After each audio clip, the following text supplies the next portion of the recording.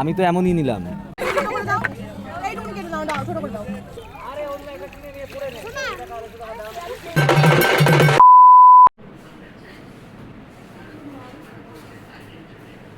আমাদের ঘরটাই কিন্তু তালা দেওয়া হয়। একটু দেখে নেন। ব্যাস ব্যাস ব্যাস ব্যাস, এটা আমার। বেড়াতে যাওয়ার দিন যেমন আনন্দের, ফেরার দিন কিন্তু ততটাই দুঃখের। আর শান্তিনিকেতন হলে তো কোনো কথাই নেই, দুঃখটা যেন আরো বেড়ে যায়।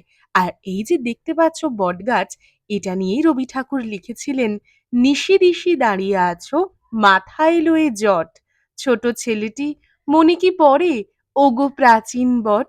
সত্যি, শান্তিনিকেতন এলেই মনটা যেন কেড়ে নেয় প্রাকৃতিক সৌন্দর্য, প্রতিটা ইট, প্রতিটা গাছ। ফিরে যেতে মনই চায় না, তবু ফিরে তো যেতেই হবে। ফিরে যাওয়া মানেই তো পরের বছর আবারও আসার প্রস্তুতি, তাই না? আমরা এখন চলে এসেছি সোনাঝুরি হাটে। আর এই হাটে এলেই যেন মনে হয় সারাটা দিন এখানেই থাকি, আর ব্যাগ ভর্তি করে টাকা নিয়ে আসি আর প্রচুর কেনাকাটা করি। আমরা এখন কেনাকাটা করতে দাঁড়িয়ে পড়েছি, আর আমি দেখো কি করছি। দরদাম করে কেনাকাটার মজা কিন্তু আলাদাই, তাই না বলো? ঠিক তেমনই আমরা সবাই মিলেই দরদাম করে কেনাকাটা করছিলাম, আর তার মাঝেই চোখে পড়ে গেল এই একতারাগুলো। কি সুন্দর দেখতে! আমাদের বাড়িতে আছে একটা, তাই আমি আর কিনিনি, একটু বাজানোর চেষ্টা করছিলাম। তবে চেষ্টা করলে কি হবে, বাজাতে তো পারি না, না পারলে যা হয় আর কি। এটা ওটা করে একটু চেষ্টা করছিলাম, তবে যে পারে সেটাই শোনা যাক। এরপরে যেন কি হলো, আমরা গিয়েছিলাম যেগুলো কেনাকাটা করেছি সেগুলো গাড়িতে রাখতে। আর গাড়িতে রাখতে এসেই দেখি, ওরে বাবা! এর ভেতরটা যে এত সুন্দর সেটা তো আমাদের ধারণাই ছিল না। কারণ আমরা এখানে তো আগে কখনোই আসিনি।